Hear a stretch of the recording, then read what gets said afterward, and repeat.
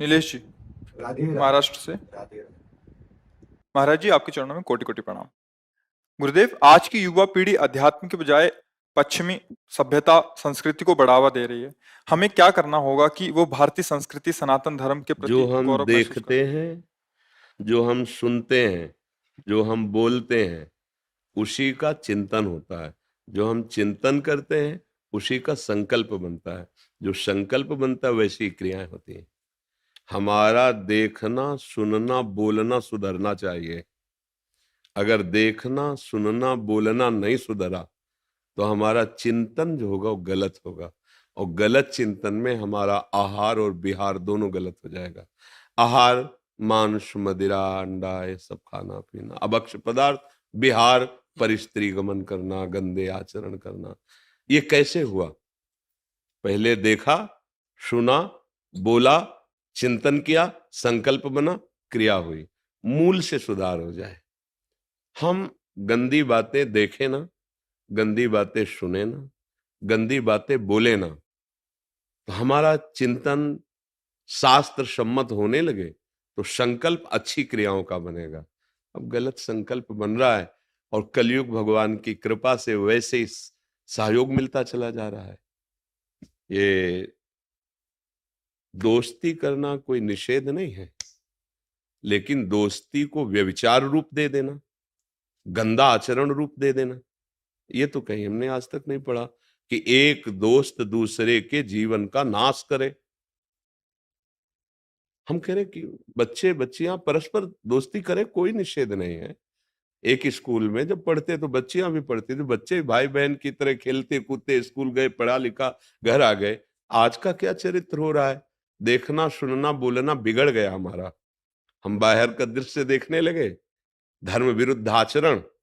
छोटे छोटे बच्चे, मन इंद्रियों पर काबू करने की बात तो बड़े बड़े साधकों में भी फिसलन होती है। वो तो जानते ही नहीं कि मन इंद्रियों को कैसे काबू किया जाता है। अब मोबाइल का जमाना है, जो चाहो सर्च करो, देखो, फिर वैसे ही वार्ता, फिर वैसे ही सुनना, उसके इतने बॉयफ्रेंड, उसके इतने गर्लफ्रेंड, और फिर वही चिंतन, वही आचरण। अब बदल गया जीवन। गंदा आहार, गंदा चिंतन। अब कभी सुधरने के चांस मुझे बिल्कुल नहीं दिखाई दे रहे। क्योंकि सुधरना तभी हो सकता है जब शास्त्र स्वाध्याय हो, सत्संग हो, अच्छे जनों का संग हो, हमारा चिंतन शास्त्र सम्मत, संत सम्मत हो, आचरण भागवतिक हो, व्यवहार में रहते हुए भी। अब उसे उपहास माना जाएगा। अगर बड़ा भाई घर में प्रवेश करता था और छोटे भाई की बहू सेवा में होती थी, ऐसे खास के, तो वो इतना किए हुए, उसका वस्त्र बिना, हमने सुना है माता वगैरह से कि देखो, ये छोटे भाई की बहू है, कपड़ा भी नहीं छूना चाहिए, पाप लगता है।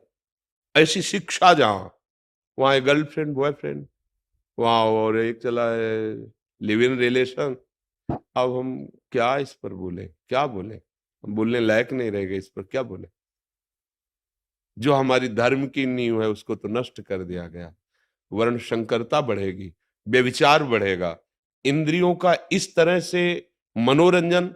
अब ब्याह होगा तो धैर्यवान हो पाएगा ना पुरुष ना स्त्री, तो व्यभिचार प्रवृत्ति, पूरा परिवार नष्ट हो गया। उनको लगता है कि हमारा परिवार सज जाएगा, हम वो प्रेम विवाह कर लेंगे, हम ये कर लेंगे, वो कुछ नहीं, परिणाम देखना, कुछ नहीं, परिणाम देखना। परिणाम शब्द है नाश, क्लेश, अशांति, दुख, हानि, इसके सिवा नहीं। धर्म का मान नहीं हो रहा, धर्म शास्त्रों का स्वाध्याय नहीं हो रहा। अगर संत वाणी सुने भी तो क्यों में है। अरे बच्चा जैसे टीचर की बात मान करके ही सवाल हल करना सीख जाता है, ऐसे वचनम करिष्ये तो में, आप जो बोल रहे हो मैं मानता हूं, और सिद्धांत के अनुसार शास्त्र सम्मत बात हम अगर स्वीकार करके चले तो वस्तु का अनुभव हो जाएगा। ये परमात्मा ज्ञान, ये परमात्मा वस्तु ऐसी थोड़ी है कि बर्फी है 100 ग्राम खरीदा, तुम्हें खवा दिया, तुम्हें अनुभव में आ गया।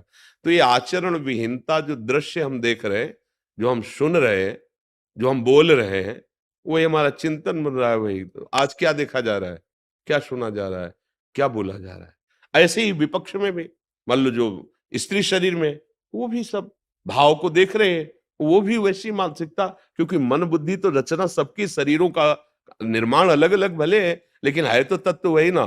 तो वैसे ही आसुरी प्रवृत्ति बढ़ती चली जा रही। तो भाई इस पर तो तभी सुधार हो सकता है। काफी ऐसे नवयुवक भाई हैं जो सुधरना चाह रहे हैं और सुधर रहे हैं। अगर वो संत वाणी सुने, शास्त्रों का स्वाध्याय करें, थोड़ा संयम नियम से चलें, तो सुधार हो सकता है, अन्यथा नहीं हो सकता, नहीं हो पाएगा। अब आज शराब तो एक ऐसे घर घर चल पड़ी है। हमारे समय में गांव में अगर कोई एक शराब पीता था तो 50 लोग उसकी निंदा। अब घर घर में पिता पुत्र गिलास लड़ा के पी रहे, तो रोके कौन? अच्छा, शराब का मतलब है बुद्धि को मलिन कर देना, बुद्धि का मलिन हो जाना। सब कोई जानता है, ऐसा नहीं कि न जानता हो। आप ठीक से ड्राइविंग नहीं कर सकते, आप घर में ठीक से व्यवहार नहीं कर सकते, आप ठीक निर्णय नहीं कर सकते, आपकी बुद्धि ऐसी हो जाती है। हमने तो मार्ग में देखा है, कई बार उदाहरण होता है कि एक नाली थी परिक्रमा मार्ग, तो वो बार बार ऐसे सोच रहा था, तो खड़े होकर लगा कि मतलब कोई जीव जंतु रखे, सांप वगैरह। तो फिर वो देखा, बार बार टांग ऐसे उठाता, छोटी सी नाली, और उसे लांघने की कोशिश करता, नहीं उसी में गिर गया। तब पता चला शराब पी है, इसलिए ऐसी हालत है। तो क्या वो आपको सुख पहुंचाएगी? और इसके बाद जो हमारा निर्णय बुद्धि का मलिन निर्णय होता है, ये बड़े बड़े हिंसा, बड़े बड़े बेविचार, ये सब ये तभी रुक सकते हैं जब धर्म से चला जाए। और आज धर्म का नाश करने वाली बातें हैं, धर्म पे चलने वाली बातें नहीं। नहीं, अगर हम अपना संभलें तो हम दूसरे को क्या संभाल सकते हैं? तो ये संभलना तभी हो सकता है जब हमें पता चले गलती को गलती माने तब। हम गलती को गलती नहीं मान रहे ना, गलती को मनोरंजन मान रहे हैं। आज के बच्चे कहते हैं हम स्वतंत्र हैं, बच्चे बच्चियां हम जो चाहेंगे करेंगे, तो मम्मी पापा हो बस ठीक है, इतना ठीक है, अब हम अपनी जिंदगी देख लेंगे। और फिर जब जिंदगी ऐसे गर्त में फंसती है जहां फोन से भी नहीं कह सकते, ऐसे गर्त में फंसती है, बस उनको भी एक ही रास्ता, बिना दूसरा कोई रास्ता नहीं रहता। इसलिए बहुत प्रार्थना है, मतलब आप नवयुवक हैं, ऐसी हमारी समाज सुरक्षा के लिए प्रश्न करते हैं, धन्यवाद है। पर हम खुद अब सुधरें और 4 जनों को सुधारने की भावना रखें। जब तक स्वयं नहीं सुधरा जाएगा तब तक बात नहीं। बकाया इस जगह हम दुखी हो जाते हैं, क्योंकि हमारी बात कितनी सुनोगे तुम? लेकिन मोबाइल जेब में है, उसकी बात तुम ज्यादा सुनोगे। और उसमें जो कुछ सर्च करो, अभी देख लो, एक क्षण में देख लो।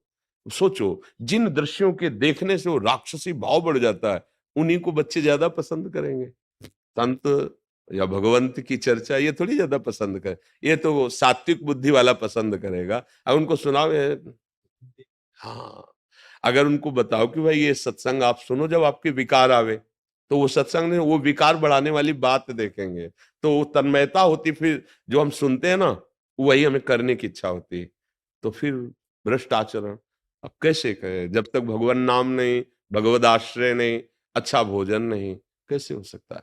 अब आप अच्छे भोजन में ले लीजिए घी दूध, अच्छे भोजन में कहा जाता है दूध लोग ऐसे पैसे के लिए बनाते हैं कि उनसे खुद कहो कितना रुपया देते हैं अपने बच्चे को पिलाओ, जो तुम्हारा बच्चा है यही दूध पिलाओ जो तुम दूसरे को बेचने जा रहे हो। वो नहीं पिलाएगा, क्योंकि जानता है हमने ऐसे पदार्थ मिलाए जिनमें आंतें खराब हो जाएंगी बच्चे को जीवन, और दूसरे का बच्चा वही दूध तुम बेच रहे।